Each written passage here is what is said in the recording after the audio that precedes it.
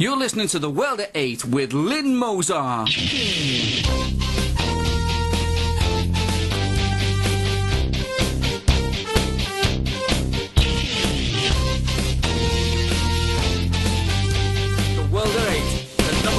Nationalist news.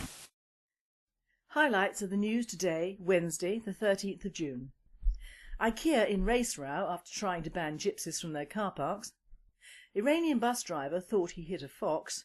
Army future at risk with cull of most experienced officers. Euro close to total meltdown. UN official declares Syrian crisis a civil war. Tunisia, conservative Islamists riot over art exhibit. Thought for the day, the problems caused by Islam. Finally, man writing Kindness in America book is shot by a gunman. UK news. The Swedish furniture giant IKEA is at the centre of a racism row after security guards were employed to prevent gypsies entering its car parks by stopping suspicious vans, caravans and mobile homes from their store car parks. Luke Massey, 27, was taken aback when a security guard challenged him during a trip to the Valley store in Croydon, South London. They had been shopping here before, but this time they arrived in a small camper van. The store has taken this step to prevent gypsies from camping in their car park. Whilst the PC Brigade is fuelling the racist campaign, IKEA insists they are only protecting their customers and business interests. Conversation between Massey and the security attendant was recorded, and the attendant is quoted as saying, "We are stopping them because they are coming in and taking things off our loyal customers, and that is why I'm here in the car park." A World at 8 reporter commented, "Firstly, how can a conversation be recorded in a car park without premeditation, which I find very odd. Secondly, it is about time someone looked after the customers nowadays, not pander to potential troublemakers." A bus driver thought he hit a fox. It is alleged in Blackfriars Crown Court that bus driver, Iranian-born Sharia Farouzian, killed student Ming Wai Tan from Singapore after hitting and dragging her under his bus for half a mile. Farouzian denies causing death by careless driving, as he thought he had run over a bottle and then later a fox. It is alleged that he struck Miss Tan as she crossed the street. Farouzian only learned of Miss Tan's death the next day when his employer Metroline suspended him. The case continues. Army future at risk with cull of most experienced officers. The Telegraph's defence correspondent, Thomas Harding, reports politicians and commanders are concerned that the armed forces' future is at risk after losing a generation of its most experienced officers. The Ministry of Defence has sacked almost 4,000 serving members, amongst them 300 Army, 250 Royal Air Force and 70 Royal Navy officers. These numbers include 8 brigadiers, 60 lieutenant colonels, 15 air commodores and 17 Navy captains. They go on to report military-style analysts have said 1 in 6 of those made redundant is a mid-ranking officer, often the leader of operations in Afghanistan and Iraq, who have experienced the widest range of combat among any generation. The Army is set to make at least 2 more rounds of redundancies in the coming years, with recruitment also cut by a fifth. A World at 8 writer says, "We lost many of our best and brightest in World War I and II. Now the government is determined to send our experienced servicemen and women to the knacker's yard." Euro news. The euro close to total meltdown. Following the $125 billion Spanish bailout, the market reaction remains mixed, prompting a London hedge fund manager to say, "The situation in Europe continues to be close to total meltdown. Interest rates in Spain and Italy have reached unsustainable levels again, and Germany is not going to accept euro bonds for many years." On Tuesday, Spain's long-term borrowing costs soared to their highest level since the country joined the Eurozone. Investors have apparently concluded that the rescue is potentially a much better deal for the banks and their shareholders than for the government, its taxpayers and bondholders. World news. UN official declares Syrian crisis a civil war. When UN Under-Secretary for Peacekeeping Operations Hervé Latsous was asked by a Reuters correspondent whether the Syrian crisis could now be characterised as a civil war, he replied, "Yes, I think we can say that." When CNN asked Mr Latsous' spokesman Karen Dyer to confirm the remark, Mr Dyer replied, "Whether we call it all-out civil war, whether we call it partial civil war in some places, the point is that it's hugely escalated and that it's across nearly all parts of the country and that the civilians, ordinary Syrian people, are the ones that are suffering." The world headlines on Syria say it all. The US Secretary of State accuses Russia of sending attack helicopters to Syria. The Syrian regime slams the United States, accusing it of supporting terrorists. Syrian children used as shields by loyalists. Rebels recruiting children. Intervention not right path in Syria, warns NATO chief. Only a soldier speaks with the voice of reason. NATO chief Anders Fogh Rasmussen, in a speech to Australian journalists, has warned foreign military intervention was not the right path in Syria, calling instead for a political solution as envisaged by UN Arab League envoy Kofi Annan. Tunisia, conservative Islamists riot over art exhibit. Thousands of ultra-conservative Salafist Muslims, angered by an art exhibition they say insults Islam, rampaged through parts of Tunis and other cities on Tuesday, posing one of the biggest threats yet to Tunisia's democratic transition.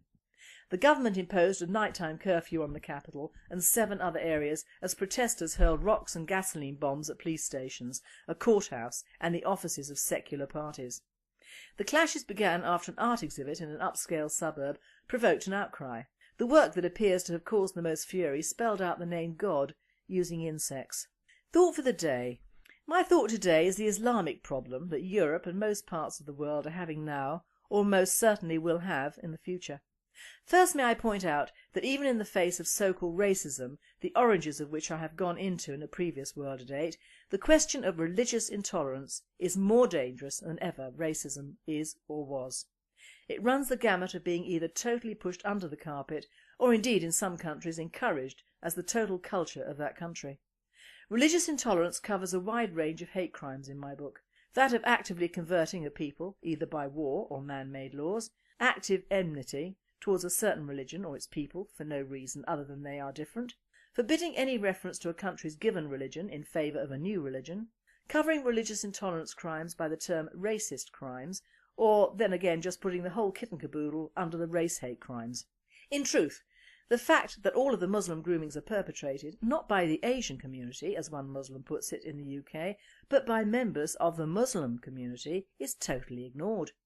The powers that be, who seem to be intent on reducing this country and the West to third world caliphates, are acting under religious hate crime, as the message of Islam can be and is adopted by members of all races: black, white, brown, coffee, et al. This is why the message of Islam is so powerful to the ignorant, stupid and frightened people who are not born into its folds. It is not a racist message, but it is a religion which does not tolerate other religions in the same space they occupy or wish to occupy. I had a conversation many years ago with an Indian who was a Hindu in, of all places, Hong Kong, before the handover. Although I was interested in world politics even then, I had not done much research on the Muslim question, which in all fairness was, at that time around 1977, not endemic throughout the UK as it is nowadays. He told me that India before the Mughal Muslim invasion was a lovely country. Even we Brits didn't tear it apart later the way the Muslims did during partition, amply helped by the British government. As usual, they blackmailed their way into obtaining Pakistan for Islam. My friend said, and I quote, "Wherever you get Muslims, you get problems." I thought this a sweeping statement even though he had lived through partition, but now I think it was prophetic.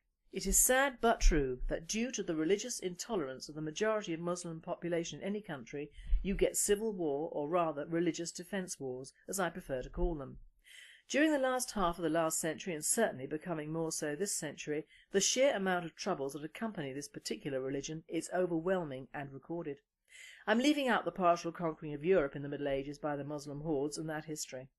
The media of course do not see it this way. To say that the Muslims cause all the civil strife we have seen during the last 50 years would be wrong, but they certainly have contributed more than their fair share to them. Right off 2 world wars, certain tribal goings on in Africa in the 50s and Argentina, and I believe we can say, without fear of contradiction, that Muslims have caused or been party to most of the unpleasantness ever since.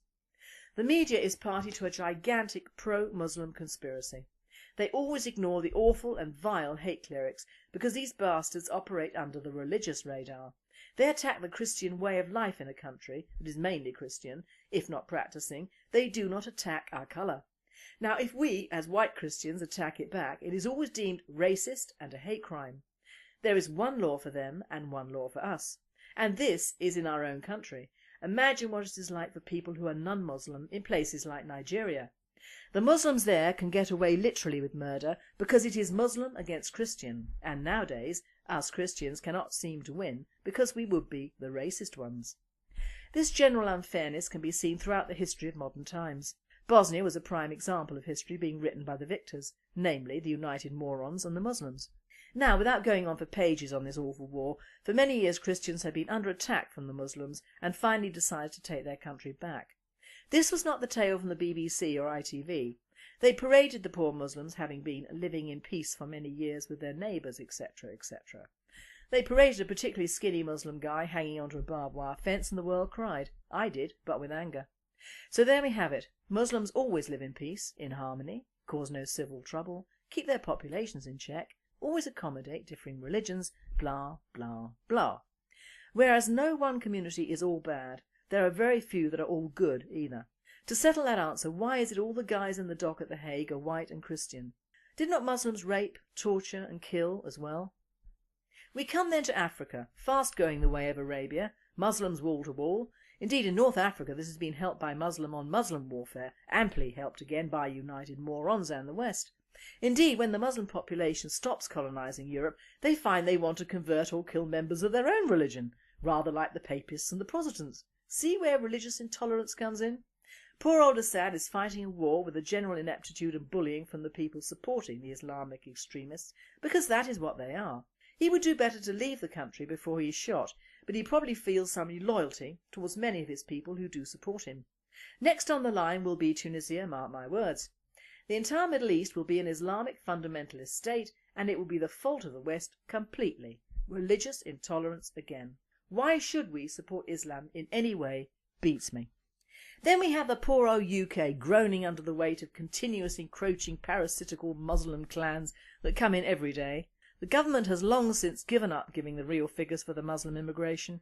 Again, these people operate under the name of Allah, which is rather laughable since in many cities in America all references to God are not allowed in certain ceremonies. Does that apply to Allah as well? I bet not, it wouldn't be Christian, would it? The Queen's Jubilee celebrations were mainly white? No, they were mainly Christian, which is right and proper, as she is head of the Anglican Church and keeper of the faith. The media have tried to turn even this into a racist slur, when it is in fact a religious slur, if anything. I think in a country which has been turned into a virtual hellhole of a melting pot, that to see mainly people of my own tribe celebrating was nothing short of a miracle, and long may it continue. Let's not tell the media that the average Muslim doesn't give a flying F about our Queen, who actually has done nothing for them, but equally nothing against. She isn't of their religion. The Hindus and Sikhs probably raised a glass, as did the West Indians. I doubt if the Somalis would, because they are mainly Muslim. Why does the British government persist in this story tale of everyone loving everyone else, being integrated, being mixed up?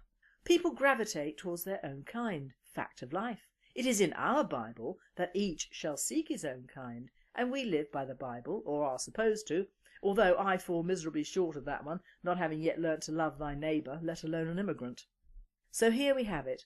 A one people practising religious intolerance can and do bring more havoc to the rest of the world. Poor old Burma, having just become more democratised, is now suffering with Muslim protests and burnings. Muslims established a hold in Buddhist Burma in the 11th century, growing from prisoners of war to mercenaries, courtiers, interpreters and advisors. However, in the 16th century the Buddhist king outlawed halal killing and the festival of Eid, when cattle were killed. After all, Burma was and is Buddhist, and killing animals under halal went against their beliefs. After that the Muslims went into a decline and became marginalised. Well, now Burma is feeling the Muslim boot. Buddhists and Muslims in the Rakhine state have attacked each other, prompting the government to declare a state of emergency and impose a dusk to dawn curfew in several areas. Local Buddhists blame the Muslim Rohingya people for the outbreak of violence, which appears to have started when a woman was raped and killed. 3 Muslim men are in custody following the attack. In what seems to be a revenge attack, 10 Muslims were killed in an attack on a bus. There! It seems to be going the way of Bosnia and the rest, doesn't it? Muslim religious intolerance at its best, blaming the differing religion. We had better watch out in the UK, my friends. I feel this particular flame has not yet been truly ignited. And finally, a man hitchhiking across the US while writing a memoir called The Kindness of America has been hurt in a random drive-by shooting, it has been reported by the Telegraph. Ray Doling, who had been sitting by US Highway 2 in Montana, had approached a truck which he thought had stopped to offer him a lift, and the driver shot him in the arm and drove off.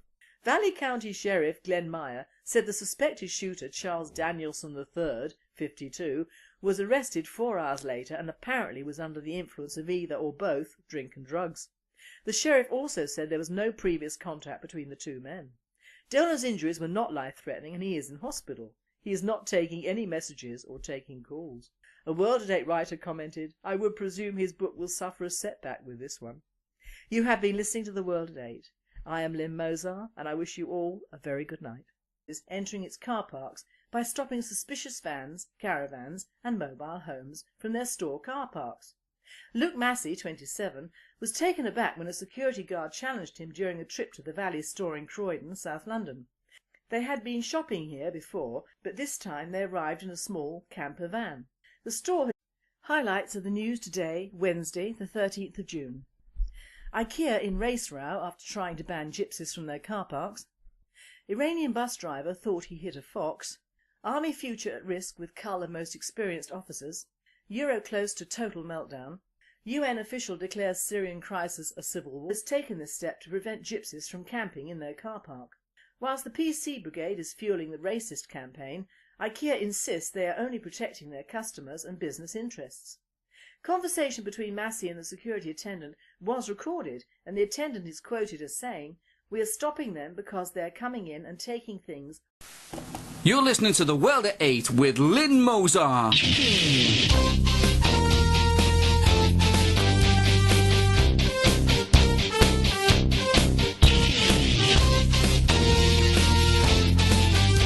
The World at 8, the number one in nationalist news. Or Tunisia, conservative Islamists riot over art exhibit. Thought for the day, the problems caused by Islam. Finally, man writing Kindness in America book is shot by a gunman. UK News. The Swedish furniture giant IKEA is at the centre of a racism row after security guards were employed to prevent gypsies